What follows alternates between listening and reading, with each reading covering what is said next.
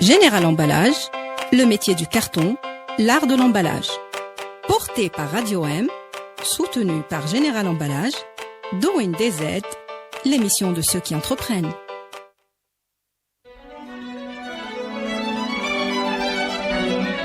Pour bien s'entendre, il faut bien s'écouter. Rendez-vous sur M, la petite radio du Grand Maghreb. Bonjour à tous, bienvenue chers auditeurs de Radio M dans ce nouveau numéro de Doing DZ, l'émission des entrepreneurs algériens. Je suis très heureux de vous retrouver, vous connaissez la recette, chaque semaine un entrepreneur algérien nous raconte son parcours, son aventure, sa vie d'entrepreneur et cette semaine on est en famille je crois, avec la famille Batolis. La plateforme 100% algérienne de e-commerce, Samir et Malek Bouazabia, les frères Lumière ou les frères Bogdanov du e-commerce. Les frères Lumière. La Lumière, ouais, je pense plutôt Lumière. Bonjour. On préfère. Bonjour. Marhaba. Merci pour l'invitation. Donc, Merci on est à très vous. content d'être ici à Radio M. Un acteur du numérique, une radio du numérique. Ça, En principe, ça va bien se passer. 100% digital. 100% digital, ouais. c'est parfait, c'est ce qu'on veut. Bienvenue et merci une fois de plus. Merci à vous tous, Mahmoud, et à toute l'équipe, quoi. Marhaba. Avant de commencer, je vous propose d'écouter, comme chaque semaine, le portrait de nos invités, pas de notre invité. Et on se retrouve juste après.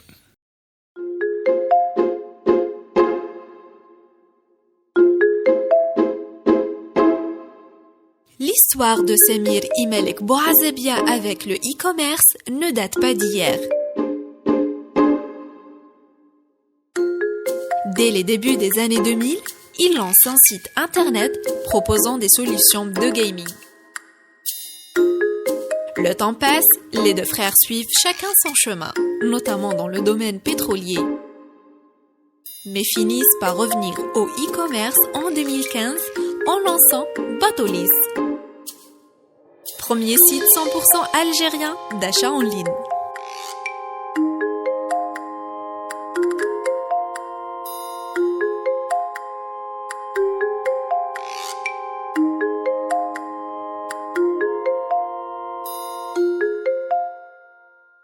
On est de retour donc avec Samir et Malek Bouazabia, les fondateurs de Batolis.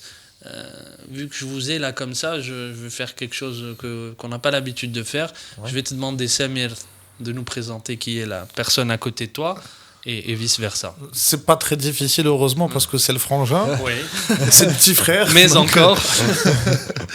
Non, c'est surtout Malek, donc, qui est mon frère, bien sûr. Donc, on a fait un parcours scolaire classique ici en Algérie jusqu'au bac. Et par la suite, il a fait ses études en Ukraine, que ce soit les licences et masters. Et par la suite, il est revenu ici en Algérie. Il a travaillé dans une multinationale dans le domaine pétrolier. Et après ça, on a fondé ensemble Batolis.com. On va revenir, bien sûr, plus en détail là-dessus. Donc, Malek. Qui est-il ? Qui est-il ? C'est Samir Bouazabia. Donc, c'est déjà le manager général de Batolis. Oui. Voilà. Donc, donc, pour ce qui est de son parcours scolaire, c'était en Algérie. Il a eu 2 bacs, un bac algérien, un bac français. Il a commencé ses études en France et puis il les a continuées ici en Algérie. Par la suite, il a aussi eu l'occasion de travailler pendant assez longtemps dans une entreprise pétrolière. Vous avez aussi ça en commun, non ? Voilà, en commun, mais on était dans 2 entreprises distinctes. Concurrentes, entre autres. Voilà, donc, et puis depuis 2015, c'est mon partenaire, que ce soit dans tous les domaines. Et on a rajouté, on va dire, un check en plus, associé, partenaire. Et... Dans l'entrepreneuriat et dans notre projet qui est Batolis.com. Justement, commencer d'entreprendre avec son frère. Commencer de travailler au jour le jour avec son petit frère ou son grand frère. Comme on est assez complices, c'est-à-dire on est amis dans la vie, donc c'est assez facile. Il faut Pas se très dire, facile c'est- tout le temps, mais bon. Pas très facile tout le temps, parce que c'est normal, c'est ton frère, tu te permets beaucoup d'écart. Ouais. Tu ne permettras pas avec ton associé, mais je pense que on a la même philosophie, la même éducation et La même vision. la même vision surtout. Donc on Et sait, les mêmes valeurs, surtout. voilà, les mêmes valeurs, et ce qui est important, et on essaye en fait de refléter ces valeurs dans notre entreprise, que ce soit avec nos collègues, que ce soit avec nos clients, nos visiteurs, etc. Vos partenaires. Samir, un mot sur ça? J'aurais juste à rajouter, parce que ça a été bien dit, c'est de rajouter que on est très complémentaires. Ouais. Et c'est cet avantage-là, c'est-à-dire que les insuffisances que j'ai, je les retrouve en tant qu'avantage chez Malek. Donc, et pareillement, je pense que... Bon, Ouais. bien sûr, on connaît pas tout, on sait pas tout, mais cette complémentarité joue énormément en notre faveur, cette complicité en même temps. Et c'est ce qui permet de rester fort, de rester optimiste, très optimiste, on va dire. Et on fait avancer les choses coûte que coûte, main dans la main. Et c'est ce qui vous amène dans Doing DZ. Exact. Voilà. Bon. 1er juin 2015, lancement de Batolis, plateforme Ah, ça, il faut raconter. d'achat en ligne. Vous allez nous raconter ça et nous dire comment ça s'est fait. Minuit 00. minuit 001. Voilà. Donc 1er juin. Donc il faut dire que avant de lancer une plateforme, il y a toute une étape de préparation. Bien Donc sûr, ouais. nous, entre-temps, on était encore on travaillait chacun de son côté. On était avec des copains avec qui on avait décidé de lancer cette plateforme initialement. On a travaillé dur, et je me rappelle au début, on était, je dis souvent à Samuel, on est le petit chihuahua qui est tout petit, mais qui se prend pour mais qui est mort. qui se prend pour un grand chien. Quand on voit le petit chihuahua, il est à côté, il est toujours là. Waf, waf. On était là avec les fournisseurs qui comprenaient pas, qui voulaient pas jouer le jeu initialement. Certains ont joué le jeu, mais d'autres, ça va jamais marcher. Non, on n'est pas prêt, on n'est pas prêt. C'est pas fait pour l'Algérie, le e-commerce. Ouais. Donc nous, on s'est dit non, on va avancer, on va essayer de faire quelque chose. Donc pendant pratiquement 6 mois, on était là à préparer notre site, à essayer de négocier avec les fournisseurs de bons prix pour être moins cher que sur le marché traditionnel, etc. Mais c'était un petit peu difficile parce que... C'était l'utopie, on va dire. Voilà. Et donc on arrive, on est le fin mai, dernier jour de mai, et on doit lancer le 1er juin.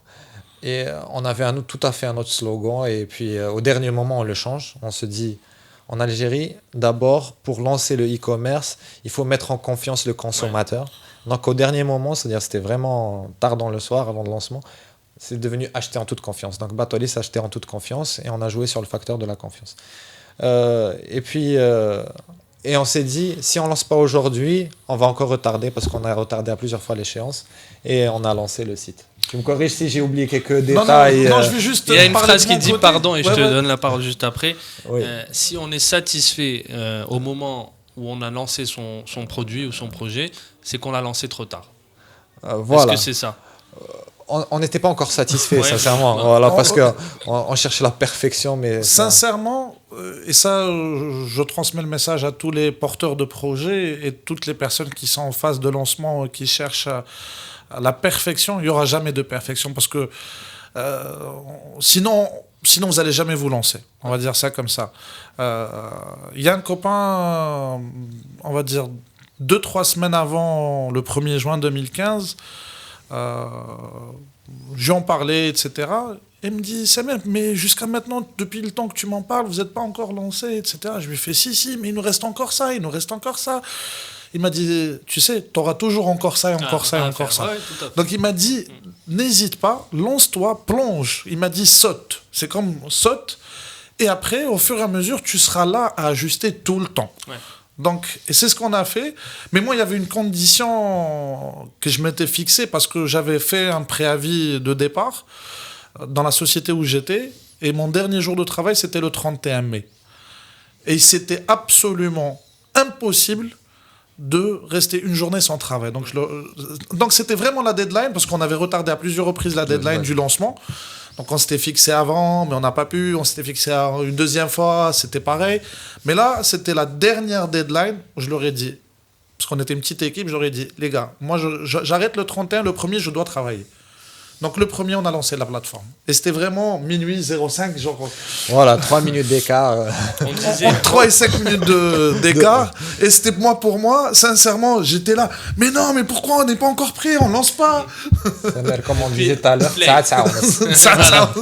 on disait hors antenne avant l'émission notre petit souci avec les horaires, le timing, le quart d'heure algérois entre guillemets. Voilà. Les débuts alors, une fois que c'est lancé, allez, en 2 temps ma question, les débuts et concrètement commencer d'acheter sur Batolis. Expliquez-nous. Alors le début. Je me rappelle le premier jour, on avait 2 commandes, je crois, 2-3 commandes. 2-3 commandes. Nous, déjà, le premier jour de lancement, on s'est dit, bon, la première semaine, il n'y aura rien, le temps, etc. Le premier jour, on a eu des commandes, on était là, ok. On n'avait pas encore signé le contrat avec notre prestataire logistique. Mais bon, on était bien avancé, donc il nous a fait, faites-moi juste un bon de commande, son coursier passera et voilà. Et donc c'était comme ça le lancement. C'était genre, allez, on lance et on y va et on se plonge. Maintenant, concrètement, je vais un peu plus détailler ma question. Oui. Et vous aurez l'occasion de me parler plus en détail de ça. Effectivement, il y a une culture à expliquer, à développer en Algérie, voilà. Acheter en ligne. Donc ce serait bien que pour les auditeurs qui sont censés être connectés, hein, mais quand même, on va le faire, expliquer ce que c'est d'acheter sur une plateforme en ligne. Donc, actuellement, acheter en Algérie sur une plateforme en ligne, c'est en fait, c'est très simple. Il ne faut pas dire que c'est compliqué ou quoi que ce soit. Des fois, les personnes disent non, je ne sais pas, j'ai peur, etc. Il faut d'abord bien faire son choix, bien regarder une fiche produit, se renseigner sur le produit qu'on veut acheter, puis remplir un formulaire d'achat. Ce formulaire d'achat, on va le recevoir, nous, par exemple, en back-office, c'est-à-dire nos équipes vont recevoir votre commande. Ils vont la traiter. Nous, on la traite assez rapidement. Donc, habituellement, c'est sous 24 heures, la commande est traitée. Et puis, elle est expédiée. Pour ce qui est des délais de livraison, sur Alger, on s'engage à livrer sous maximum 48 heures à partir de la date de validation de commande. Et sur les autres wilayas, tout dépend de la wilaya et de son emplacement, de sa localisation. Donc ça varie entre 2-4 jours pour les grandes villes. Après, les villes, les hauts plateaux, etc., c'est en 3 et 6 jours. Et le Grand Sud, ça va jusqu'à 10 jours. Jusqu'à 10 jours. Et voilà. vous me disiez tout à l'heure en antenne que vous aviez actuellement des commandes, notamment hier, d'Ilizi qui venait. Voilà, exactement. Donc toute l'Algérie est sensible à ça. Tam, Narasset. Nous livrons les wilayas du Grand Sud parce que dès le début, on s'était dit il faut que tous les Algériens soient au même niveau, ça veut dire d'information, de livraison, etc. Donc, quand on avait lancé la plateforme, on avait lancé même une offre promotionnelle de livraison initialement. Donc, à l'époque, c'était 500 dinars livraison sur tout le territoire national. Ouais. Maintenant, les prestataires logistiques appliquent d'autres prix. Donc, c'est les prix appliqués par les logisticiens, donc qui sont fixés. Samir, concrètement, à qui vous avez affaire? Comment vous gérez vos stocks? Tu me disais que vous aviez 3 types de gestion de stock ou 3 types de modes opératoires. Est-ce que tu peux nous expliquer en tant que chef d'entreprise comment tout ça se joue? Je commencerai par le volet déjà sur... tu disais tout à l'heure les valeurs un petit peu de l'entreprise et notre philosophie, comment on fonctionne. Donc nous, on est, comme on dit, voilà, ouais. Donc étant un client très, très, très méticuleux, très exigeant. Donc j'exige la même chose envers moi-même et envers nos différents collaborateurs pour que ce soit les produits ou le service soient de bonne qualité ou d'excellente qualité. Donc pour cela, bien sûr, sur le choix de nos fournisseurs et sur le choix de nos partenaires avec lesquels on travaille, on est très pointueux, très exigeant et on va dire, comme Malek l'a dit, on est des petits chihuahuas qui sont derrière nos différents partenaires. Donc, que ça soit sur la partie logistique, qui est très importante dans la chaîne de valeur qu'on a, et sur la partie, bien sûr, fournisseurs de différents produits. Donc, on travaille qu'avec des distributeurs officiels ou des producteurs directement. Et on assure la coordination à tous les niveaux, surtout la partie service. Donc aujourd'hui, parce qu'on ne vend plus qu'un produit, mais on vend la prestation qui vient avec. Donc la prestation, c'est quoi ? C'est le service avant, pendant et l'après-vente. Donc on recherche réellement à accompagner notre clientèle et dans le choix, dans la décision, dans l'information et surtout, bien sûr, dans la livraison et l'après-vente. Donc grosso modo. Aussi par la suite sur les différents choix, sur les différents modèles avec comment on travaille avec nos fournisseurs. Donc,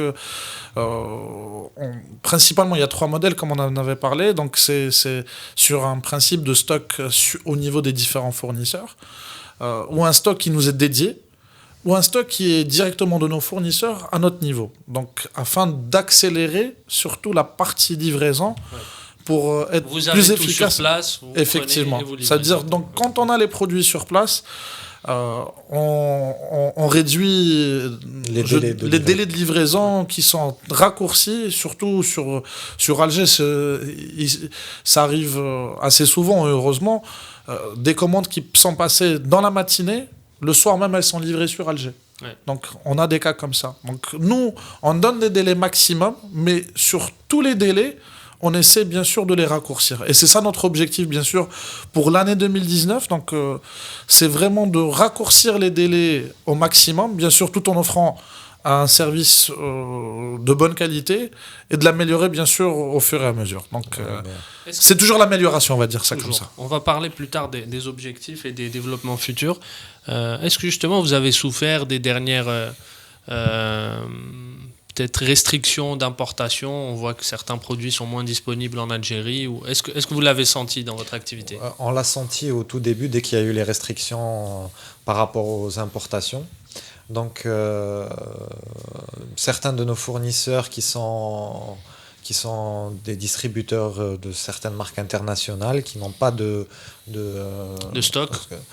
Pas seulement de stock, mais ils n'ont pas, par exemple, des unités de fabrication ici en Algérie directement. Sûr, ouais. Donc, on a remarqué directement la disparition sur le marché de certaines catégories de produits, comme par exemple la téléphonie à un certain moment. Donc, il y a eu l'interdiction de l'importation des téléphones mobiles. Et puis petit à petit, quand les différents acteurs de ce secteur ont commencé à produire en Algérie, donc il y a eu de nouveau de la disponibilité sur le marché. Mais ça a touché d'autres catégories de produits, donc ça nous a directement touché. Donc on a eu quand même. Voilà. Donc il y a eu une certaine crise en Algérie, donc il y a eu la baisse des importations, automatiquement même la baisse du pouvoir d'achat, donc ça a un petit peu touché le chiffre d'affaires légèrement. Justement, tu parles de chiffre d'affaires, le business model, il est comment ? Et le chiffre d'affaires, il est comment ? Bien, j'imagine que vous allez éviter la question. Il faut passer aux impôts. Non, on va dire c'est en croissance. Okay. Voilà. Pour ce qui est du business model, donc il est fort, hein, il a bien évité le. Voilà. Allez, le business model. Mais allez. Non, c'est-à-dire que nous actuellement on est web marchand. Ouais. Donc on est web marchand. Les produits qui sont vendus sur notre plateforme sont vendus par notre entreprise qui possède la marque Batolis, c'est la Salmams Bros, donc qui possède Batolis, c'est elle qui vend les produits au consommateur. Donc le consommateur, quand il va recevoir une commande faite sur notre site, il va la recevoir avec une facture d'achat, avec les mentions légales de l'entreprise, avec si le produit est garanti, c'est 12, 24, 36 mois, tout dépend des délais de garantie. Voilà, donc web marchand, nous sommes web marchand.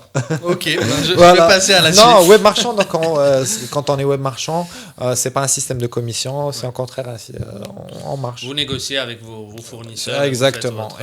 C'est pas du commissionné. Et on a 2 cibles de clientèle, donc effectivement on touche le grand public. Mais on touche aussi les entreprises. Donc de plus en plus on est en train de développer cette partie-là, parce qu'on a remarqué et constaté que beaucoup d'entreprises recherchent un partenaire aussi qui soit fiable, qui soit sérieux, qui soit professionnel. Ouais. Et donc, nous, on se définit dans ces mots-là. Et aujourd'hui, on a un département corporate qui s'occupe et qui accompagne les entreprises dans leurs consultations, dans leurs achats, le rewarding, donc c'est-à-dire tout ce qui est pour récompenser, voilà, exactement, c'est le mot que je recherchais, excusez-moi. Récompenser les forces de vente ou les employés ou les partenaires. Avec des bons d'achat, par exemple. Effectivement. Voilà, des cartes cadeaux, par exemple. Donc, on travaille dans ce volet aussi avec les entreprises. Donc, pas seulement le B2C. Très bien. La culture de l'achat en ligne, le e-paiement, justement, on en est où de tout ça? Quand on a lancé en 2015, on s'était dit pourquoi on a lancé en 2015 et pas avant déjà. Donc on va revenir un petit peu en arrière. Donc on a commencé à faire du e-commerce en Algérie en 2003, entre 2003 et 2006. Donc Samuel était étudiant, moi j'étais encore lycéen. Ouais. Donc on vendait des solutions de gaming. Donc les gens qui ont joué à Half-Life, Counter-Strike, etc. à l'époque, ils doivent se rappeler d'une certaine entreprise qui s'appelait DZBox. Ouais. Donc, attends, c'était un site internet, c'était pas une entreprise. Pardon. Un site internet qui s'appelait DZBox ici en Algérie. Donc on vendait des solutions pour les gamers. Et donc, on avait eu des clients sur tout le territoire national, donc on avait déjà eu un background. Ouais. Mais à l'époque, c'était pas répandu. Voilà, c'était pas répandu. Il n'y avait pas tout le monde qui avait accès à Internet. Et puis, chacun est parti étudier de son côté. On n'était pas là. Après, on a eu notre expérience dans des multinationales qui a un petit peu forgé notre caractère et nos procédures un petit peu au niveau de l'entreprise. Et au lancement de la 3G, on s'est dit... Une année après, on a vu les statistiques, on s'est dit waouh. Les premiers résultats de la 3G. C'était une convocation urgente. Voilà. Et on s'était réunis un 22 décembre, je crois. 22 novembre. Pardon. 22 novembre. Et on s'est dit il faut qu'on se lance. Et en 2 mois, on a lancé l'entreprise et on a entamé le projet. Donc, et tu parlais sur le e-paiement. Voilà, sur le e-commerce. Est-ce que le marché, depuis 2015, il y a eu beaucoup d'évolutions. Il y a eu une loi qui maintenant qui régule le e-commerce. Vous pensez quoi d'ailleurs de cette loi? Qu'est-ce qu'on pense? Enfin, je vais parler de mon avis personnel. Comme le marché du e-commerce, il est en constante évolution. Tous les jours, ça change. Donc, je pense que la loi actuelle, avec le temps, elle va encore s'améliorer et toucher et englober tous les aspects du e-commerce. Parce qu'actuellement, elle ne touche pas tous les aspects. On espère qu'il y aura des améliorations et qu'on participera peut-être à ces améliorations. Lesquelles, par exemple? Juste histoire d'éclairer un peu. Par rapport aux places de marché. Oui. Voilà, donc maintenant on sait que la tendance mondiale, c'est les places de marché. Que ce soit des sites de mise en relation, des sites de service, tout cela. Donc c'est encore... flou, on va dire. Voilà, un petit peu flou. Donc aussi par rapport à l'hébergement en Algérie, entre autres. Donc nous, c'est-à-dire quand la loi a été publiée, donc on était environ à 95% en conformité avec la loi. Il nous manquait quelques points. Donc il y avait une des conditions, c'est que le site soit hébergé en Algérie.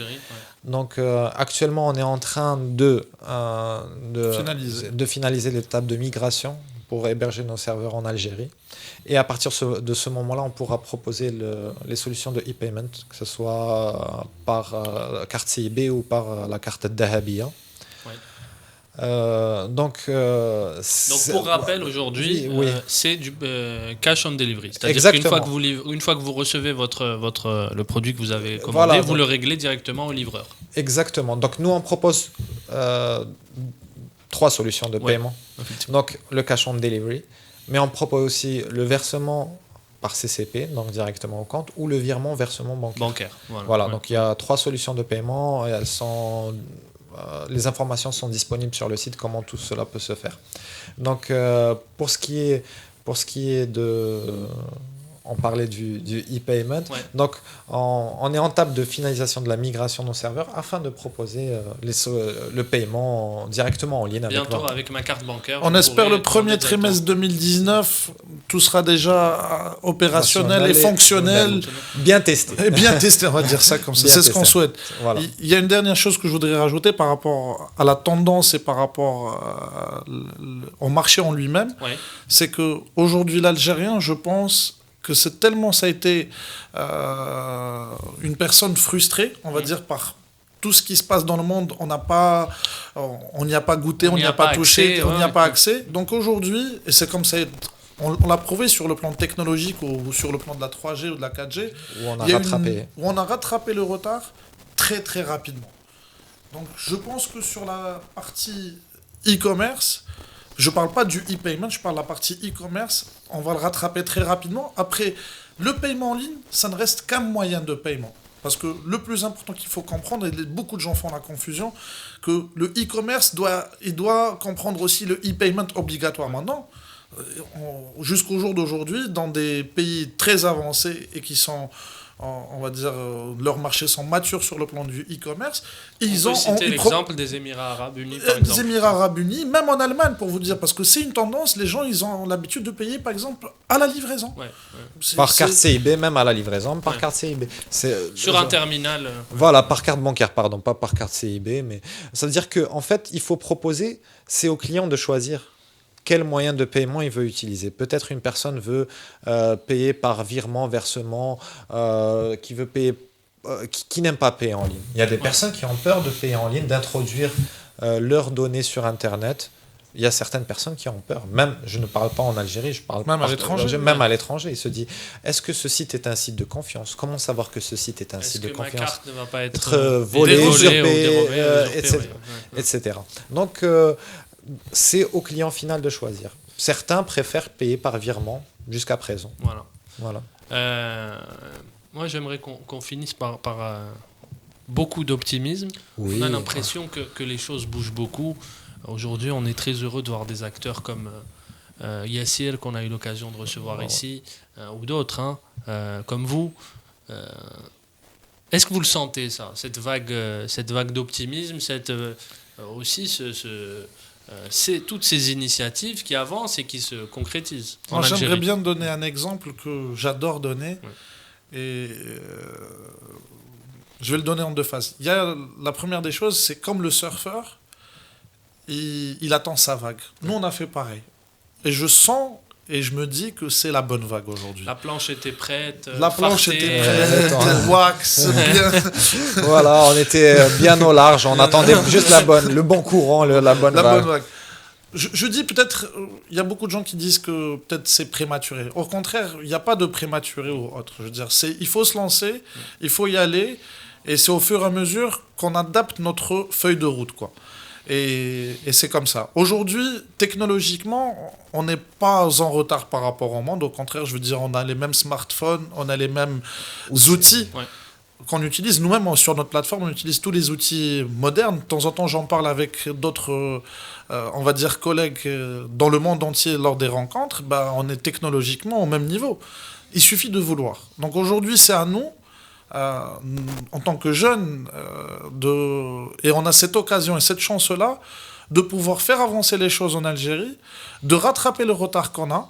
Il faut pas se mentir, mais il faut se donner à fond. Ouais. Il faut se donner à fond. Il faut avoir du souffle, il faut se donner à fond. Et les C'est ça. ressources humaines sont là. Bah oui, il ne faut pas dire que toute la matière grise a quitté l'Algérie. Non. Au contraire, il y Non. en a beaucoup qui reviennent. Ouais. Et nous, on a fait une partie de nos études à l'étranger, mais c'est avec un objectif de revenir en Algérie. Parce que si c'est pas à nous, c'est qui va le faire? Qui va le faire, tout à fait. J'ai pas envie qu'un Chinois ou un Allemand ou autre, parce qu'on a les mêmes capacités, on a le même cerveau. Il n'y a rien qui nous manque. Il nous manque juste... Physiologiquement, on est pareil. Oui, principe. enfin, non, qu'est-ce qui nous manque? C'est beaucoup d'optimisme. Énormément d'optimisme. Et il faut rien lâcher. Dans ce studio, j'ai l'impression qu'on n'en manque pas. Ah, ça va. alhamdoulilah. Moi, je pense qu'on ne pourra pas dire mieux que ça. qu'on va finir là-dessus. Voilà. Merci beaucoup. Merci à vous. Merci à vous. C'était très intéressant, c'est passé très vite. Merci à toute l'équipe. Voilà. Je salue Nabil qui est derrière la caméra et Soumia qui réalise l'émission. Je vous souhaite bon vent, bon courage, du chiffre d'affaires, plus de produits, plus d'interaction avec vos clients et une très bonne année 2019. On est bientôt à la fin de notre année 2018. Merci encore. Merci. Et à très bientôt. À bientôt. Merci aux auditeurs qui ont suivi ce nouveau numéro de Doing DZ. Je vous souhaite à tous une très bonne fin de semaine et je vous dis dans 2 semaines avec un nouvel entrepreneur. Bye. Général Emballage, le métier du carton, l'art de l'emballage. Porté par Radio M, soutenu par Général Emballage, Doing DZ, l'émission de ceux qui entreprennent.